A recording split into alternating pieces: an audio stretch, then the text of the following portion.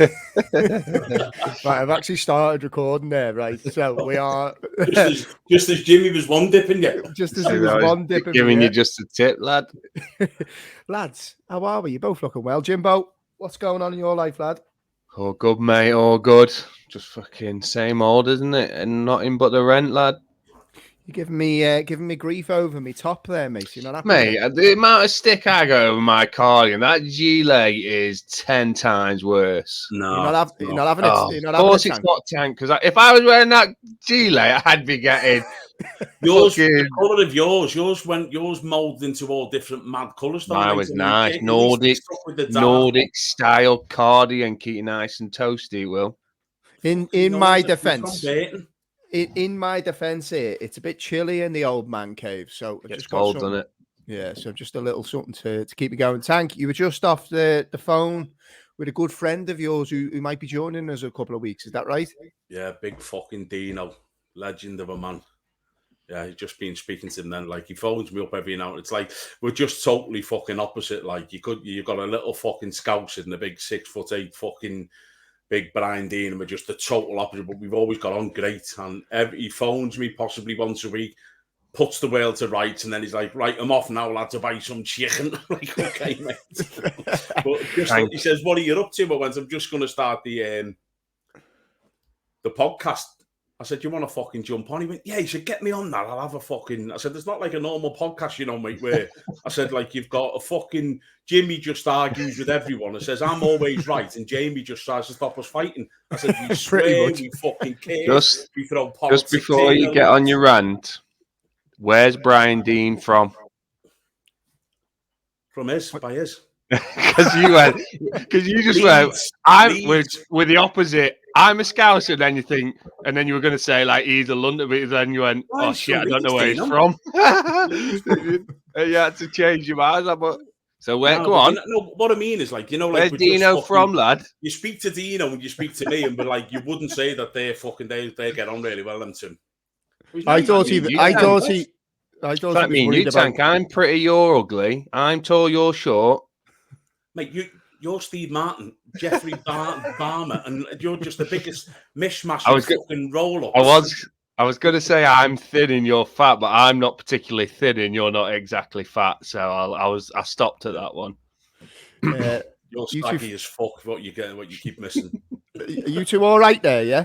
Sorry, Jamie. I forgot you were there.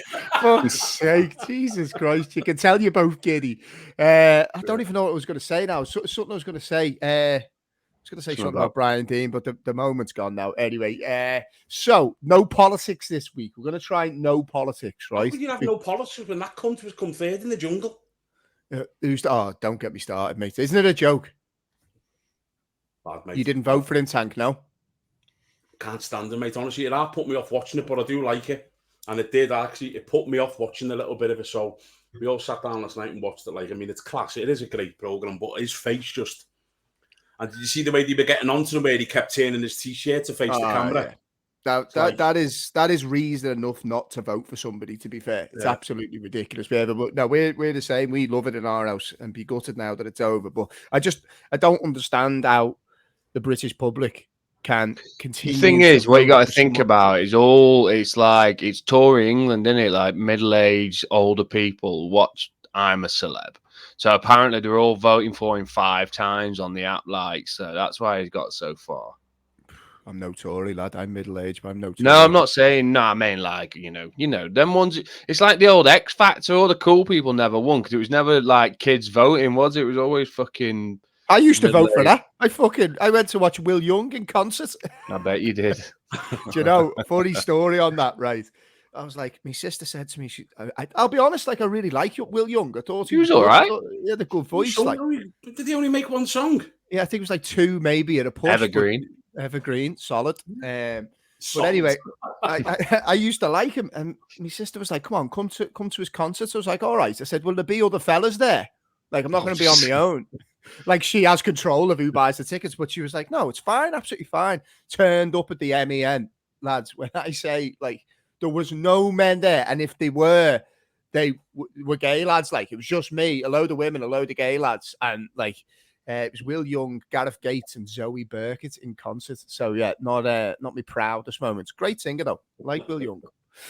So no politics is the rule, Jim, because me and you nearly had a fallout the other night, didn't we? Started talking about politics. We did. Well, to be fair, I didn't fall out with you. You fell out with me because you know when you're in a WhatsApp group and or with any text conversation, and when someone just gives a thumbs up emoji, you know they're in a mood.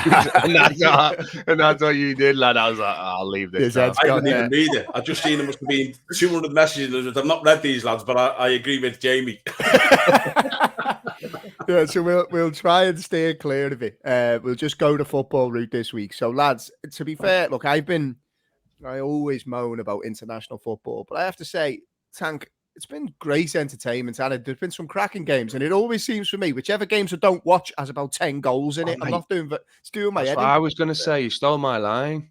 But do you know what I'd say? All of the games, what you don't expect to be classics. Like I've just caught the last 40 minutes or so of Ghana and South Korea. Yeah, fucking belting. And then the one before that, Serbia. Unbelievable game. I think the big teams have been half disappointing. Your Belgians, every time they play, it's boring. England are boring. We know that anyway. You take that one-off result against Iran. England were just back to normal against fucking USA. Negative fucking Southgate. And I just think the big, like even the Argentina games, you're kind of like waiting to be entertained, and you're not.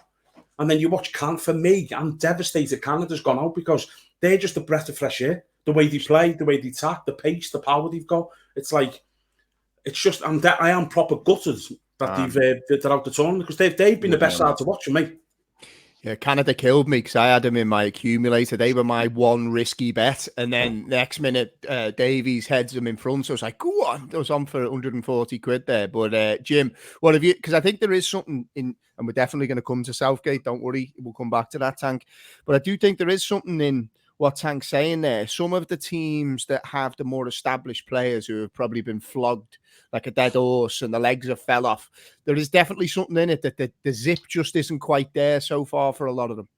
Or is it tournament football? Sorry, Jim. It's tournament football, but it's tournament football. But it's so the bigger games. What I found is it's the opposition have sat back and soaked up any pressure there is. That's why you've got the low scoring games with the big teams, because the other team know that they're not in the best position to get a result. Look at sort of Japan, Germany.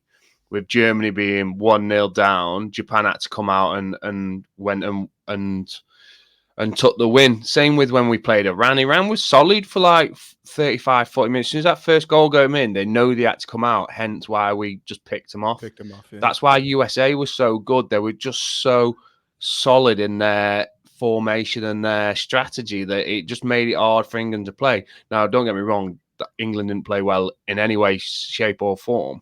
But that's been the issues with the big teams. And this is why the games like Ghana versus South Korea, both teams know they have to win that match because that's a winnable match for them. So that's why you're getting goals in these games. And me, stupidly, I've been watching the decent games and getting bored to fucking shit. And then I've missed the good ones and keep missing the games. So I think that's what it is. And obviously the next round is it's third and final games, isn't it? So there should be some crackers in there. But I think tournament football and opposition not wanting to get beat when they're playing the bigger teams have made them games a little less exciting. Tank, I'm gonna come to you first. Well, actually, do you know what? We'll hold fire on Southgate. He's coming up next. Has there been any? So you've said there, you're looking at any particular favourite moments from the World Cup so far. It sounds like Canada has been the standout for you. Any other things that kind of spring to mind? Well, obviously the Saudi Arabia against Argentina was, it was a classic, and and for me that wasn't like, everyone's going on about a freak result. They actually deserved to get the result. Saudi Arabia, awesome. Yeah. I just thought, the defender brilliant, but they weren't sat back and soaking it up. They were picking Argentina off as well, and they could have scored a few more goals. And I don't know. I just think I'd rather support a team who's going to go out to the World Cup like Canada, and you go, fucking at least we had a right go at them there. We've entertained. okay, we've gone out at the group stages, but fuck me, we had a good go, and a lot of people will be talking about us. I mean, you know, for me, one of the best moments, and I actually fucking jumped out my seat and screamed when Davis scored the other day. I was like, fucking hell, what a start this is. Yeah. And like, they're the moments, but apart from like, you know, I went out for a few pints to watch England the other day, and honestly, I was like, fucking hell, I was desperate to come home. I was like, they just ruined your night. Yeah. Ruined it. We'll come on to the next, Jim. Highlights for you, mate? Any particular standouts? He's missed all the best games. Not all of them. Richarlison. I have it in my agenda. I was waiting. To be fair, mate. I said he was a player. I said he was a player. No one listened to me. And then, it was funny. I was on Twitter going, Richarlison's been picked as number 9. And then I had a couple of Liverpool fans going, he's shit, I can't believe. The next minute, he does an overhead kick for his second goal. And I was like, what? What are you saying, lads? But, Richarlison. Ghana today. Ghana, it was the first time that they went 2-0 up. The second time in their history they've gone 2-0 up, ever. What? In any game? In any game. That's ever. The first time they've scored 3 in a World Cup or something in any qualifying stage or something I've seen as well. So then getting a win. The Japan come back against the Germans when Rudiger's dicking around down the line, and then they come back and beat them. Mate, I think it's just been Lewandowski getting his first World Cup goal. I would have been gutted if he'd gone through his career and never got a World Cup goal. I never knew that. I was amazed at that. Mate, that would have been a mad, especially because he missed a pen as well. Like, I would have been gutted for him if he'd never scored a World Cup goal. So yeah, mate, there's been some good standouts. I must admit, I don't know if I'm getting a little bit bored of football at the minute. You're on a football too much? Is it too much though? Like, you know what I mean? I guess you can pick and choose your matches, can't you? You can pick and choose your matches. I think it depends who the playing. Like, England kill you. I mean, I know we're going to talk about it in a minute, but it just really gets to me. Like, I'm watching these, so-called smaller nations, and you're like, they just fucking express themselves and go for it. And they're playing good, quick tempo football, and the players are running. When they're committing defenders, and then you watch what we produce, and you're like, how is this possible? It's funny. I've been having it. So I had this debate loads recently. I suppose it depends what type of style of football you like, but because I absolutely loved the Saudi Arabia game where it was backs to the wall, heads in front of boots. It was brilliant. Like, I loved it. But then at the same time, like, there's been so many teams that have played with so much freedom and expression. And I know Canada ultimately came unstuck, but I'd say even the USA, the way they played against England, they were aggressive, they were front footed. Yeah. And go on, Tank, I'll come to you first, mate, on England, because let's just start this by saying Gareth Southgate is a spoofer. I am not going to change my opinion on that. I was very vocal at the time when he came in, where he did a really good job in uniting the country, making the players feel more at ease, making it more of a club atmosphere, togetherness, all that good stuff. But every single time I see England play, like, I see this all the time, Tank, right? That he's the reason that we got to the finals and the semi. I think he's the reason we didn't win tournaments. It's nothing to do with his. He is so naive tactically. The US made a slight tweak in the first half, and he shit the bed and he didn't know what to do. And then, rather than take the game to teams. Now, I actually thought the Jordan Henderson change made sense at the time, because I just don't think we got hold of the ball. You can have your bit in a minute, Jimbo. I thought we lacked presence in midfield, and we weren't getting on the ball, and we weren't dictating, and I think he allowed us to do that a little bit. But still, generally speaking, England's fullback seemed 10 yards further back. We just didn't have anything offensive. So, before I keep ranting, because there's another thing I want to mention, Southgate, England, Tank, you're not happy? He's useless, mate. He should never be in the job. And people go on about, but he took us to a final. We got beat by a final by a really poor international side, and Italy, who does not even made the World Cup.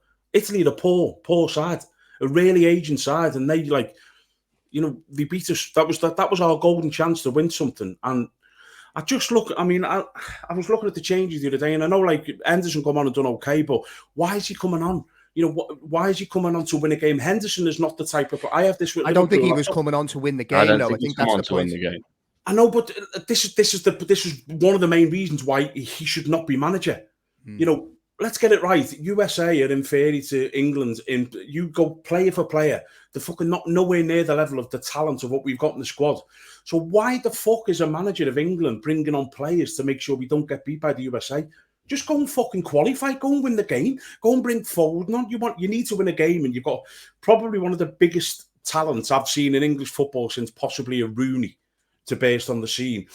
And he sat on the bench when if you win that game, you qualified 6 points, you can rest players for Wales, don't give a fuck about that result, and you're ready for the last 16. The man's just a complete and utter spoofer. And I'll tell you another thing, and this mightn't go down popular with Jimmy. Trippier needs fucking off and Trent needs playing because he's contributed zero going forward. Absolutely zero. We've created fuck all, and we've got, and I don't give a fuck what anyone says because I'm right, we've got the most fucking creative player in the England squad is Trent Alexander-Arnold. And we've just sat him. Have you seen his Instagram stuff from training today? Pinging balls left and right foot. Right foot forward in the stanchion. It's like, what the fuck? And now Hoddle, Southgate would be looking at that and going, fuck that. I don't like that. Did you just say Hoddle? Putting it in the stanchion. He did. Did you just say Glenn Hoddle?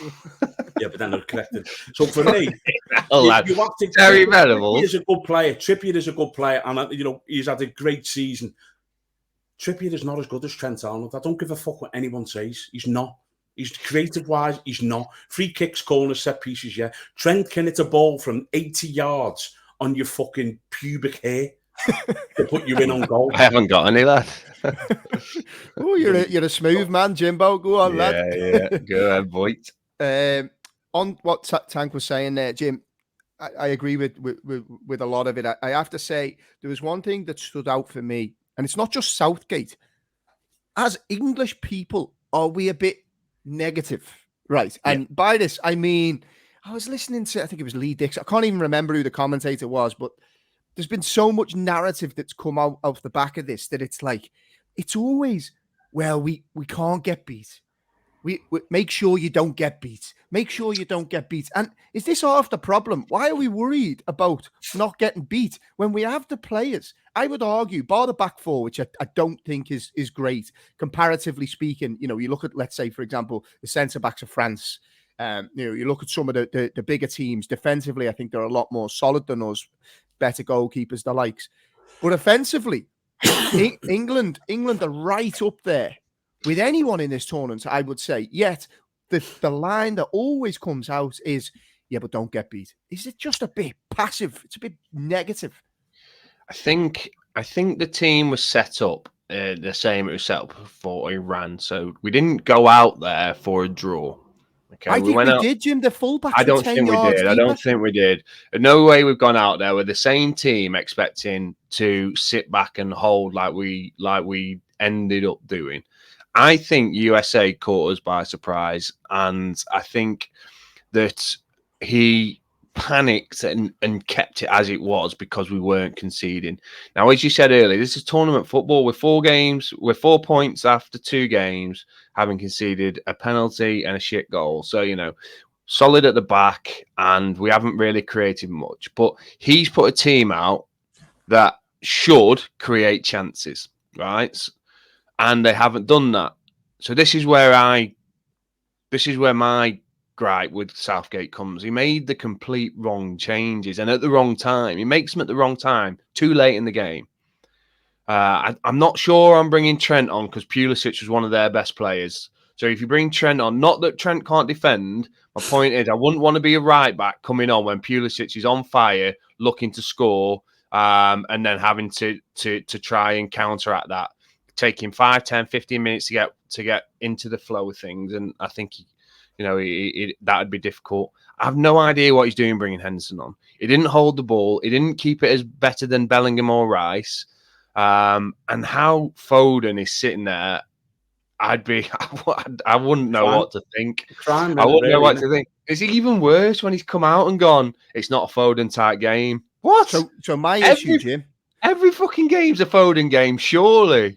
So my issue, mate, is he turned round and I think he said, right, because I wrote it down in my notes here, right, because I like to come prepared for these things. Notes, yeah. So, I know, yeah, fucking hell. These things don't just happen, you know what I mean, Jim?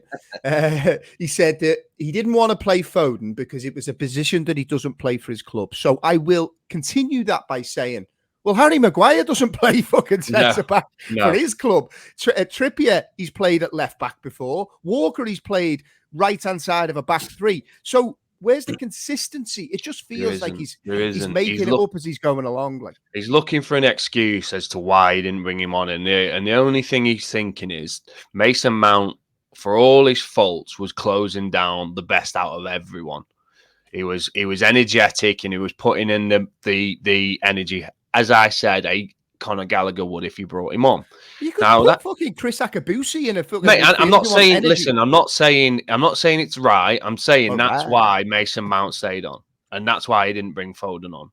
Did you get my Akabusi all right there? Did you hear that? No, yeah, I get that, mate. Yeah, you put a horse on. A horse can run. Doesn't mean he can fucking play football. But my point is that's why he's not brought Foden on, because Mount was doing the pressing. Now, to me, you got to look at Harry Kane for that. So drag him off, get Callum Wilson on. Get him pushing up against their defenders. He's not fit for me, Kane. I don't think he looks fit. He's not fit, and he was dropping too deep as well. Yeah. So that's putting us on the back foot. He's back to his old ways, whereas Iran, he was playing as a typical number 9. Bring Foden on for Mount and get playing. Grealish did great when he came on. He hit the ball. He drew the fouls. It took the sting out of USA. And, I think Grealish was after coming on, was probably our best player when he came on, because he was keeping the ball, running at them and doing what he should do. So that's my gripe with Southgate, in that his substitutions are awful and he's not looking to affect the game. But what he's thinking is, look, these are better than us on the day. We're struggling as a team. Let's take the point and go home. Lads, if we just draw this back and go to basics, and I understand it's tournament football, we're in a group with Iran, Wales, and USA. But USA were good, mate. I'm not having that. USA were decent. That McKennie was all, and that's where we struggled. We are in everywhere, lad. We're in the easiest group in this tournament, in my opinion. I'll give you that. By a country mile. So, okay, USA were good on the day. Okay, I'll give you that. We're in a group with Iran, Wales, and USA. Now, if his thought process is, let's not get beat, I don't want him anywhere near this fucking national side. This is my point. The talent that we've got.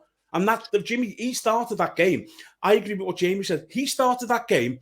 Let's get a point out of this, because the fucking fullbacks are deeper than the centre halves. So when that team was announced against Iran, were you pleased with that team when that was announced against Iran? Yeah, sorry, mate, I don't know whether it was mine or you froze it then, Jimmy. Was that the team against Iran, when that team was named, were you were happy with that team? I was happy with that team.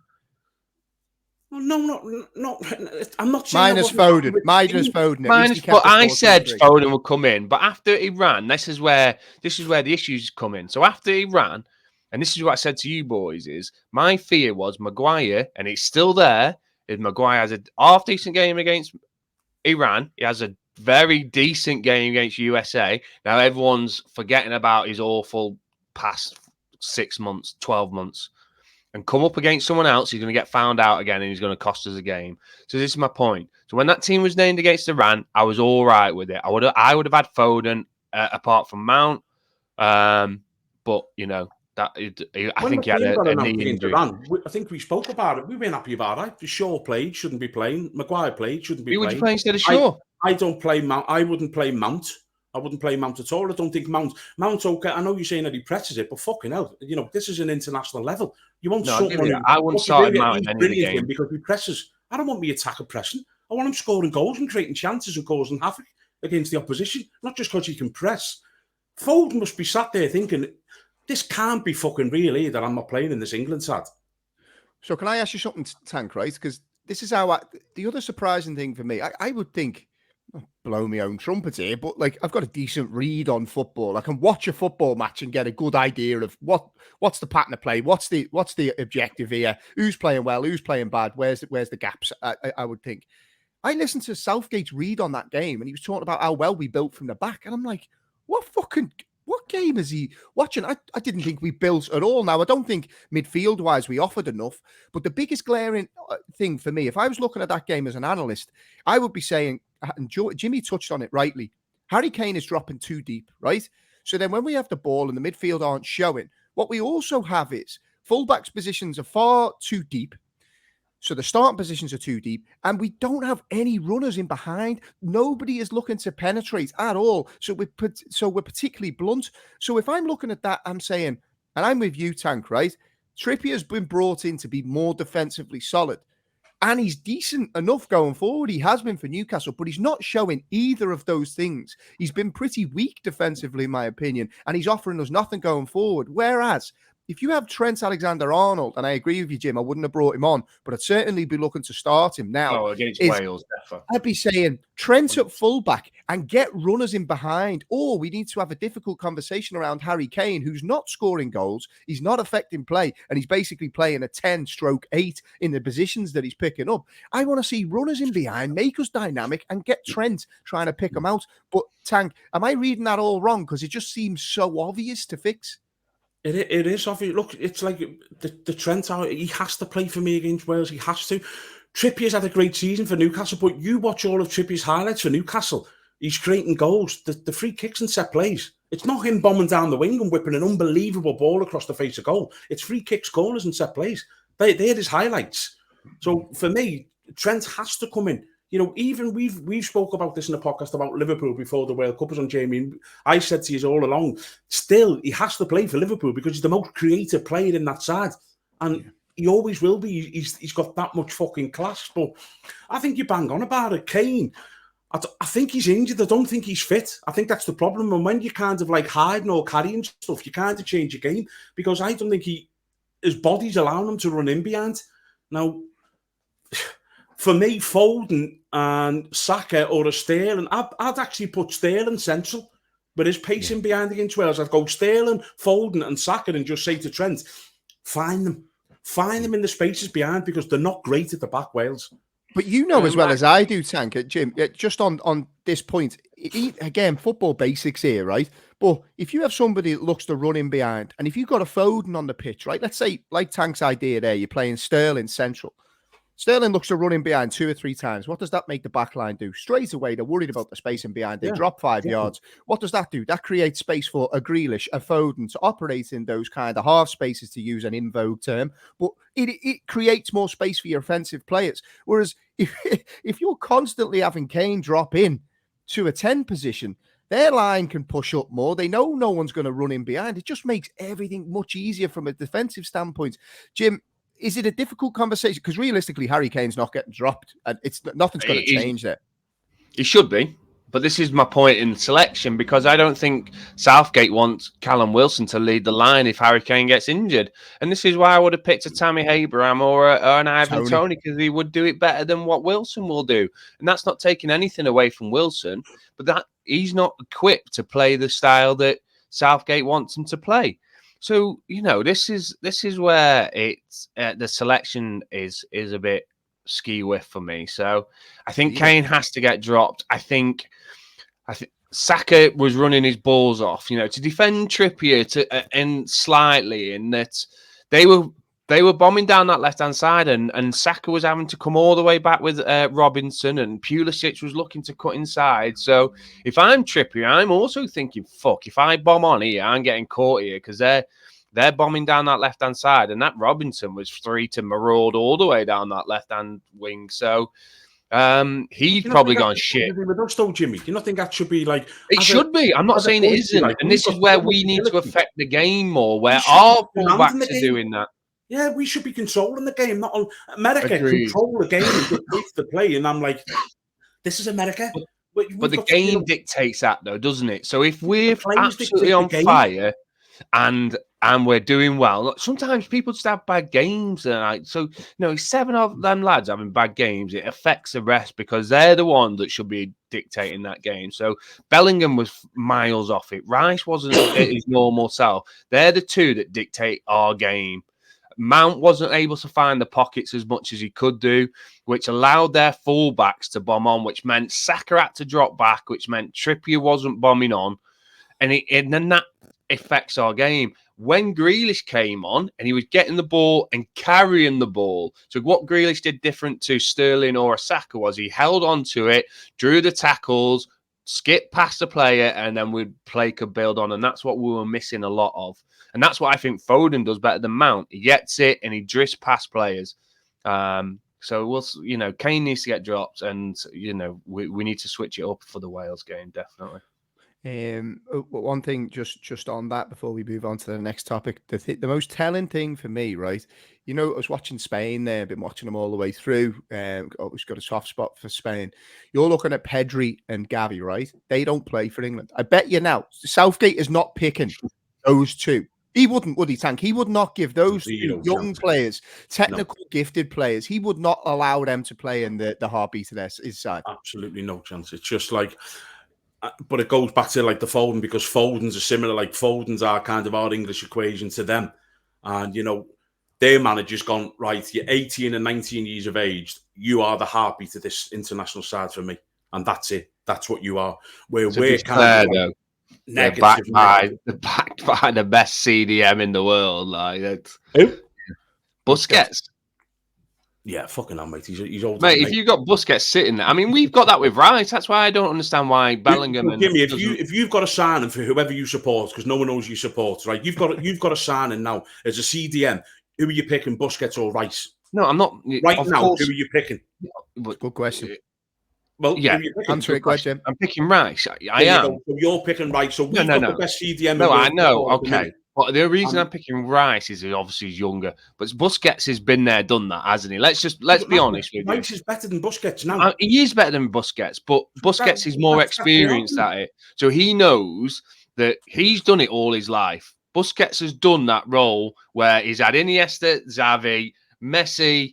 I mean, he's done that role exactly with what he's done with Spain, where they allow their front players to go and play, and he sits there and kicks anything that moves, right? That's his role. Jimmy, that doesn't even come into then Spain's national manager's thoughts. That doesn't come into... Of course it is. He was Barcelona manager about 12 months ago. The two biggest talents in Spanish football for God knows how long. They're fucking playing. No, I'm not saying he doesn't even give a fuck if it's Busquets. He's like, them two are playing. We've got some of the best talent in that England squad, and Southgate's like, fuck that. There's too much flair.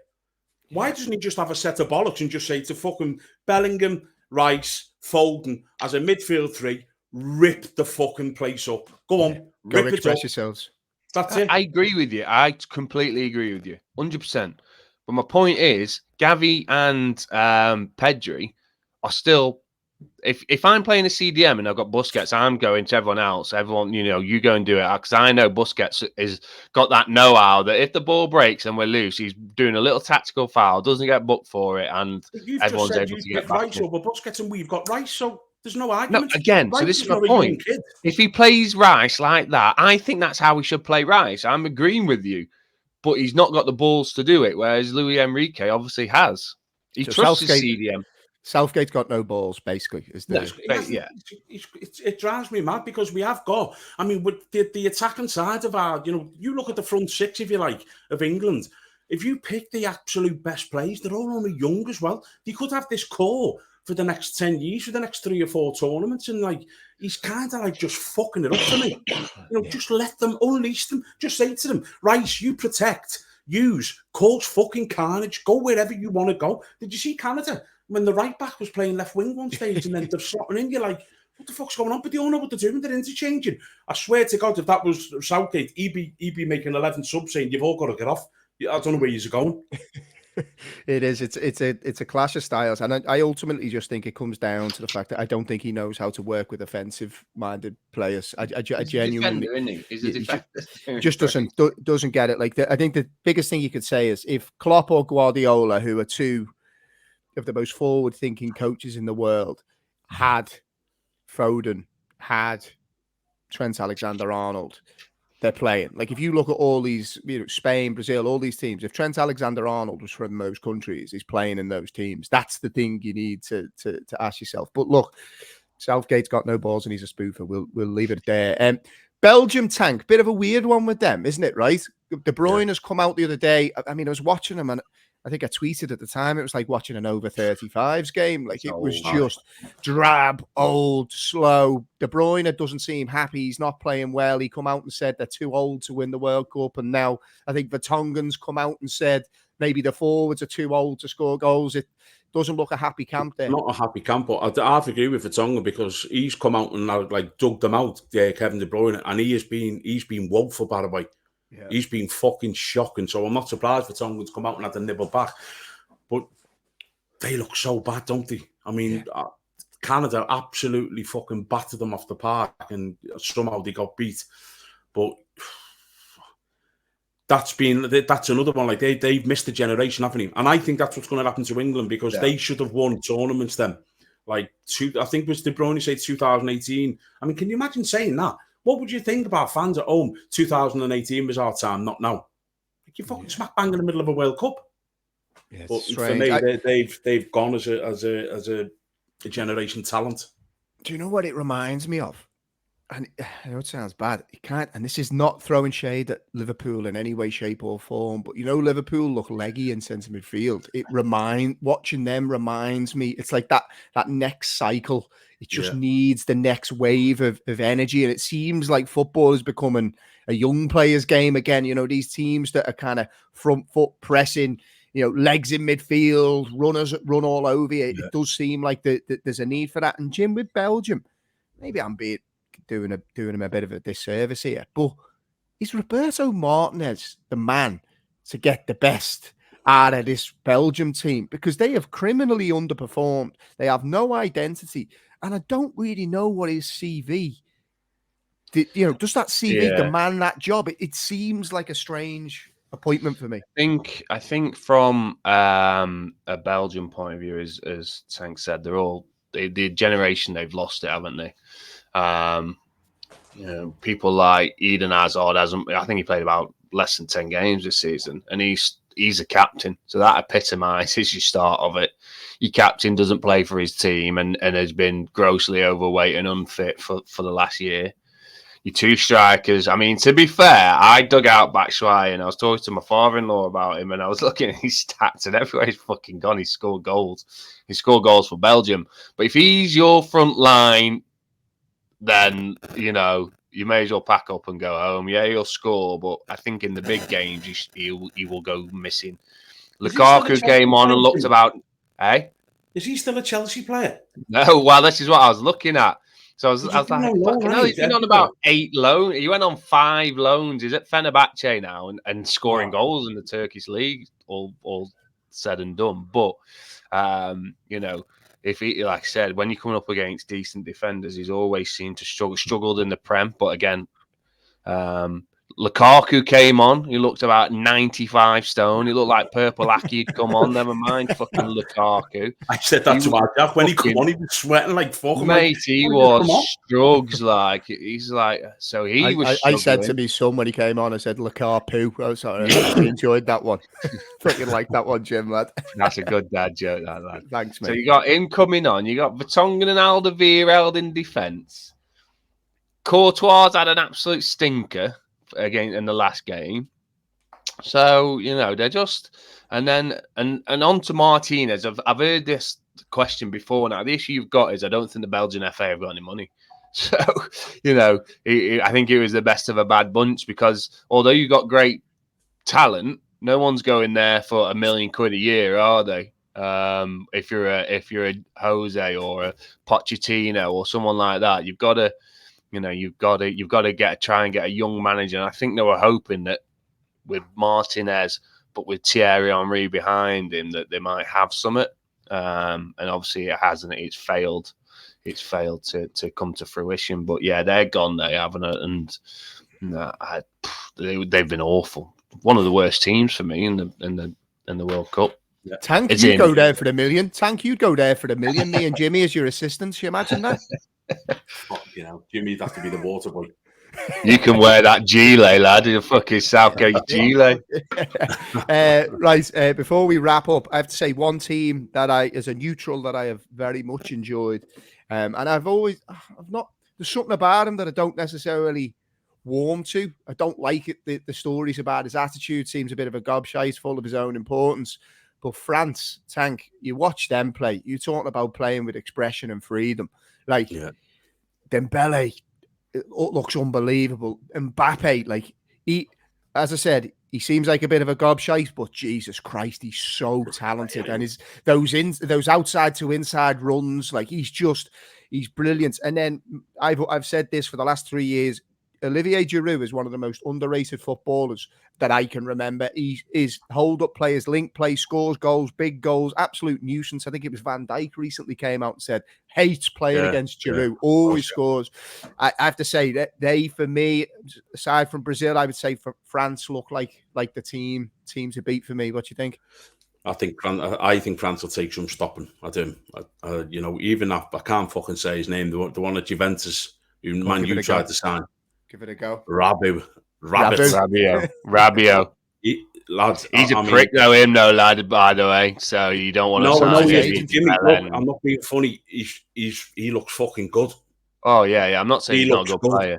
His mum's a bigger bellend than him. Have you seen the footage where she's having a go at everyone else's mum because they lost? She's fucking going nuts. Jesus. But I think they looked the real deal. I'll be honest with you. They're the one who I thought, there's no real flaws in that side, is it? You look at the back four and you think, fucking hell, there's no weakness. The goalkeeper slightly, but the midfield, the attacking, you're like, there's not really a weakness in there. No, I just looked at it. I was looking. Ones to beat. Yeah, I was looking at it, and you see that Tuachemi, like he's got the lot in. He's an absolute monster. He's like nearly like a one-man midfield, and you see, like I've never really been a massive Griezmann fan. But I just find the pockets that he's playing a new role, isn't he? He's playing looks really good. Nice pockets. And again, with Mbappe, Mbappe, you can nearly see that Mbappe's using this as his tournament to be like, I'm the fucking main man. You can see he's got the bit between his teeth. Who have you been most impressed by, Jim? France or Brazil? France and Brazil, mate. I think, like you say, Mbappe I think he's, because of all the things that have come out with the contract, and this is all hearsay anyway, and everyone he does have the whiff of a bit of a knobhead about it. Of course he does, mate. He's 19, he was however old he is, 21, 22, and he's fucking world's best player. You don't get to that stage and not have, and like be dead sound, do you, so you've got to have that about you. So I get that, but I think he's using it, mate. His speed is unbelievable. Did you see him leave the two defenders like just fucking as the ball got played through? And I think it was the one with Christensen where he actually started like off the pitch away. Give him about 5. Give both of them 5 yards. Like, and when you've got that, mate, it's unbelievable. Once you've got the touch that goes with it, but. The thing I find about France is I think because they've lost so many injuries, I'm not sure. It'll be interesting to see what it's like when you've got to rely on your bench. So, but them and Brazil, I think Brazil look with Richarlison, that front three of Vinny, Neymar, Richarlison. I mean, it's a good front. Richarlison scored 8 goals in 8 games for Brazil, mate. He's on fire. So what about Neymar though? Because that ankle, did you see the picture of his ankle? That's not recovering now. And he's going to get kicked as well against. So you're going for that. Oh yeah, he'll rest. He'll rest Neymar for the next game. They said they reckon he's back for the knockouts, but we all know that's a 2 to 4 week job. That's a seriously swollen ankle. You'll be used to that, lad. I'll tell you, Neymar. Us skillers like that, we get used to fucking. Hold on, are you putting yourself in the Neymar bracket here? Just say like people have got a bit about you, got a step over or two. You get kicked, you get recover quicker. Do you know what's funny, Tank? Right, I have to say this. You wouldn't think it looking at him, right? But Jimmy did play like that. Like some of the tricks and the flicks. And I mean, did I tell that story?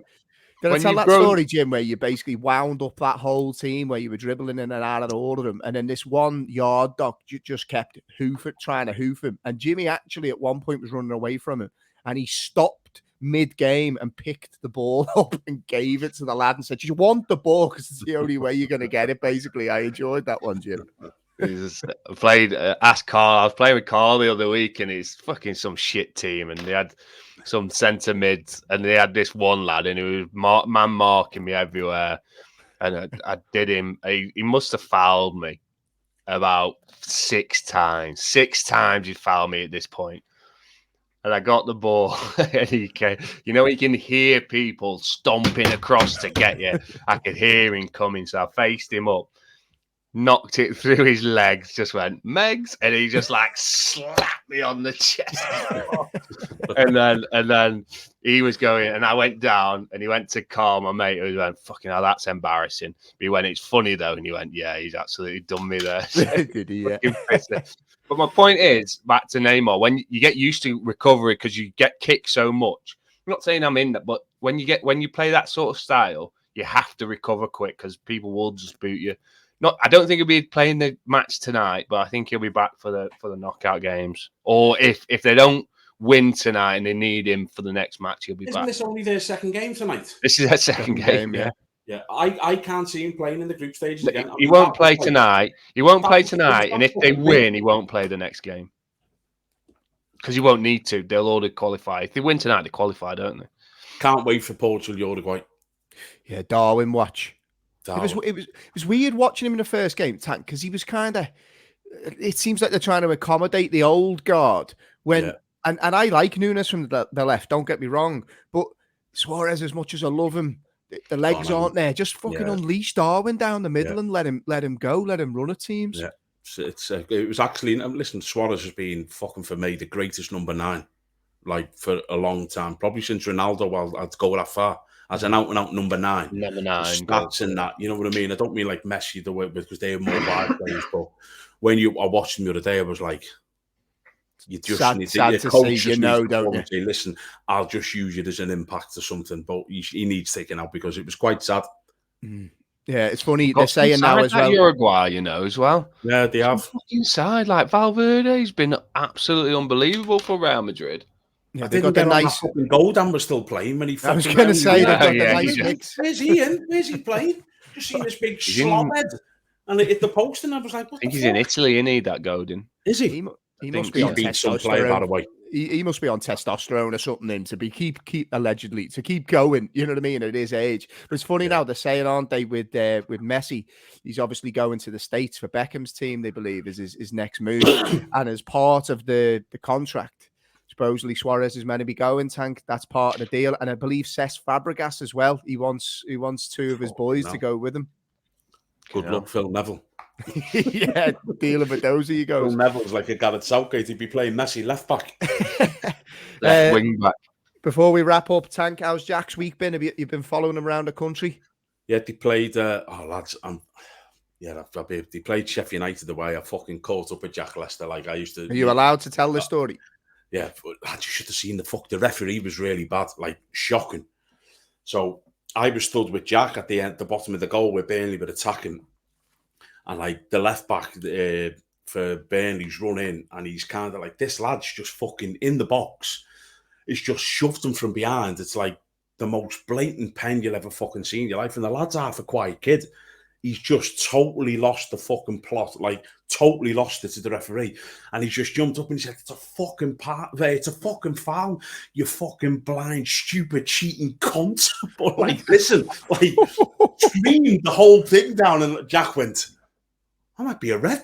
It's like the ref just went, fucking bang. But yeah, talk about some of the officiating. I mean, for both sides, this referee, it was shocking. He got beat 1-0, like, but it was actually an awful game because of the 18s or 21s, lad. 18s is with the youth side, but yeah, it was a really poor game, and down to the ref because like little, you know, when you get little tackles and you're like, just a fucking tackle, blow up, bang, booking, and you're like, what?